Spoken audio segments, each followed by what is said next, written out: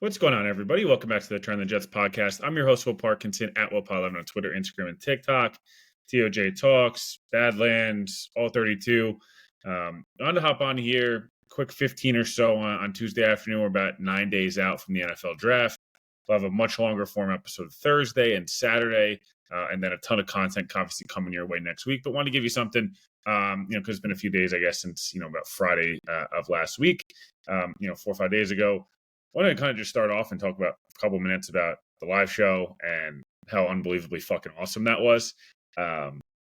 It's obviously a really cool thing that, Joe and Connor have been working on for the last 10, 12, 14 years, whatever, 15 years, whatever it is. And, I've been a part of this thing for the last 4 or 5 years and, took over the TOJ pod and just seeing the way it's grown and the way the company and the way the brand has grown in the last, couple of years specifically. And it was amazing. It's kind of a culmination of a lot of different things for a lot of different people, and the friends, family, different support I had there was unbelievable. The countless hundreds of you that came up and were like, "Hey, man, really love the show," and all these different things was amazing. It was really cool to see that. Obviously, be able to talk some Jets, talk some football with you guys, and meet a lot of you in person, crush some beers, did the whole thing. So just want to kind of start off and obviously say thank you for everybody.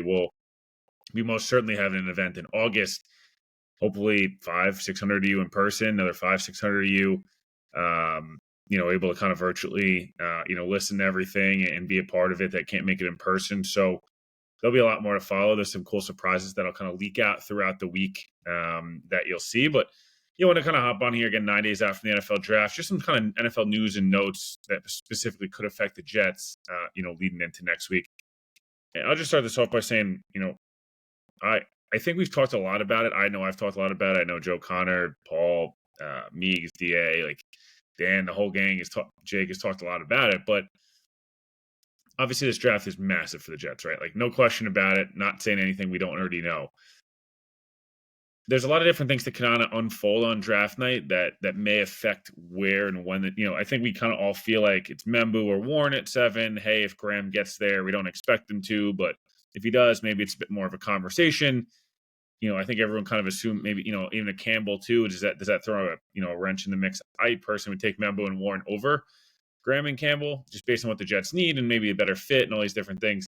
I like Graham. I don't think I'm quite as high as everybody else is on Graham, but I think he's a really good player that I would take in the top 14, top 10 of this draft. I just don't know if the way the Jets are at with right tackle, tight end, receiver, things like that. I don't know if another first-round pick investment, on the defensive line is in a really deep defensive tackle class is maybe the best use of assets. Again, I like Campbell. I think he's a good football player, but I don't know, he'd be the first guy in 15 years to go in the top 100 with that wingspan. We've literally never seen it. And again, I think I've used this phrase before when it comes to the Jets.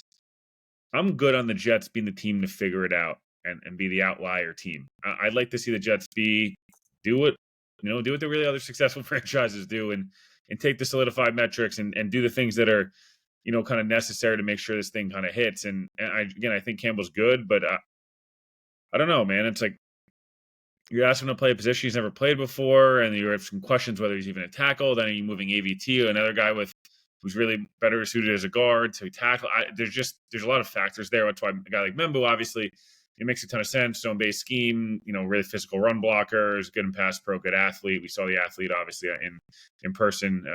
Should have been obviously mobile. Unfortunately, had some stomach and things like that.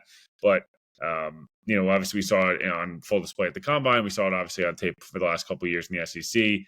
And then obviously a guy like Warren. I think I've talked ad nauseum about Tyler Warren, obviously, but the closer we get to the draft, it feels like he's a guy who every Jets fan, I don't know, 3 months ago was like, dude, we have to draft Tyler Warren. And now it feels like no, I don't want Tyler Warren. I don't know if he's as good as Colston Loveland is good. I'm open to Colston Loveland too. I think he's an awesome player. Warren feels like a guy that can establish a physical nature and a physical tone to their offense. He's a guy that can be a really good secondary pass catcher. Again, so could Loveland and other, the Mason Taylors of the world and things like that. 100% agree. It feels like there's a world, and I've talked about this a bunch, where you could go Warren, Besh, Ozzie Trapillo, and then in round 4 you get a defensive tackle. It's a run stuffer. In round 5 you pick up a safety, an additional tight end that could be kind of more of a designated blocker, and then you can free up Warren in the pass game? Or is it taking another interior offensive lineman to kind of add its depth? Is it taking a corner, a linebacker, edge rusher? There's a million things they could kind of hit on. I'd really like to see them go offense early on in this draft, early and often. I think play at pick 42 and 73, at least one of those has to be a playmaker, if not both. And ideally a pass catcher. I just think, you look at it and you think, hey, could they go Membu, Mason, Taylor, Jalen Noel? Like, I don't know, man. That's pretty fucking good. I'd feel pretty good about that. Could Trey Harris fall and they take, a Trey Harris at pick 73? Do they go Kyle Williams and Tay Felton on day 3 and they think, hey, we can, we kind of figure it out that way. Again, there's a million things, they could kind of do, but the couple things around the NFL that we're kind of hearing, I guess, and figuring out over the last, I don't know, 24, 48 hours, a lot of Shador buzz. It felt like for a while he's not going in the top 8 for sure. And maybe it's at 9. If not, it's not till 22 or 21, and then late into the 20s because the Giants, Browns, Steelers, Rams, etc. trade up or stay put and develop them. Giants held a private workout today with Shador, and again, and now the speculation is, are they going to take him at 3?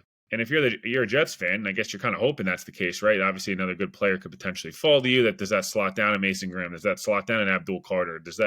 What does that do to Travis Hunter? Obviously, I would assume Hunter would just go 4 in that point if he didn't go 2, right? Or head to the Browns, get back in this thing. Or Abdul Carter falls to 4 now. Now he's a Patriot, which means Will Campbell's going to fall. But then do the Jags take Will Campbell? And then that means, Mason Graham could fall to 6. And then, hey, is Genty on the board at 7? And the Jets are enticed to take Ashton Genty and trade Bruce Hall. Like, there's a million opportunities in different situations. But Shador going in the top, 7 where, hey, a lot of folks want the Jets to trade back, right? And accumulate assets. There's such a good plethora of talent between picks 20 and 80 that, does someone, want to jump the Saints? And, Dan Morgan, the Panthers GM, said, we're open for business at pick 8. You wonder if you're the Jets, you go, hey, we're open for business too. And hey, we move back to 21. We end up with Colston Loveland, an extra first-round pick and an extra third. And wow, we just addressed all these different needs and we got a similar caliber player. Like, there's a million different things there. Do the Bears move up because the Bears want to get their hands on Tyler Warren? Do they want to get their hands on Mike Green and get ahead of Carolina and the Jets can move back and still get Warren? There's just so many possibilities there. But again, Shador going earlier is better for the Jets. I still don't think he's going that early. I think it's the Saints, or it's still maybe this is more of a trade back situation into the first round, if you're the Giants. But yeah, look, that's a big one. Tyron Smith retired a few hours ago. Again, I just want to hit on this because I think there's a lot of revisionist history with a lot of these Jets moves, right? And we sit there and we criticize the Jets and, oh my God, they signed another old guy. I don't take it as that at all. It didn't work. Funny enough, Tyron was healthy all offseason, healthy all camp, looked amazing in camp. I was like, wow, man, he still's got it. And they get out there, and by game 3, game 4, it was like, man, the body might be cooked. And, obviously there's a lot of questions coming into the year. Hey, is the back going to hold up? And, it fades fast, especially at that size. And he's a guy who's going to walk in the Hall of Fame person, Hall of Fame player. I think there's an invaluable amount of knowledge and things like that he was able to share with an Olu Fashanu and a Elijah Vera Tucker, a Joe Tittman, even a John Simpson, how to lead, by example, how to do things right, how to be a professional. Those things do matter. And I know we maybe overblow that a little bit in sports, but I don't think I think in this case, this is an entirely valuable deal. He only ended up making $9 million of the 20 he was potentially going to make. Obviously, again, had a bad year and, ended up he had the neck thing and got benched and things like that kind of coincided with each other and shut it down. And obviously Olu started to play, but I don't blame the Jets at all. They had a 41-year-old Aaron Rodgers, Tyron Smith's on the market. It was an incentive-laden deal. They were able to kind of groom and let their young, future franchise left tackle take his time getting on the field. So, I'm not going to sit here and there's plenty of moves to kill the Jets on. That one to me was, I'll do it again. Maybe I wouldn't do it again, but I don't blame them for doing it. A couple of other news and notes. Abdul Carter obviously takes a visit to Foxborough. Again, that kind of another indication. Could he be, be in play at pick 4?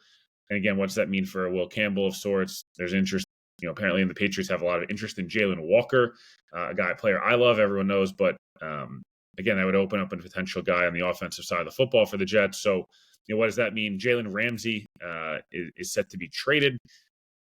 Look, a couple of different things here. And this is obviously related to the Jets. They play in the division, and Garrett Wilson damn near broke Jalen Ramsey's ankles about 55 times last year, really the last 2 years. The Dolphins unnecessarily extended Jalen Ramsey to make him the highest paid corner by $100,000 last year. In early September. To trade him a year later, not even a year later, when they're going to incur such a big dead cap hit the next 2 years, it's just horrible business. And if I'm Steve Ross, I'm sitting there like, what are we doing?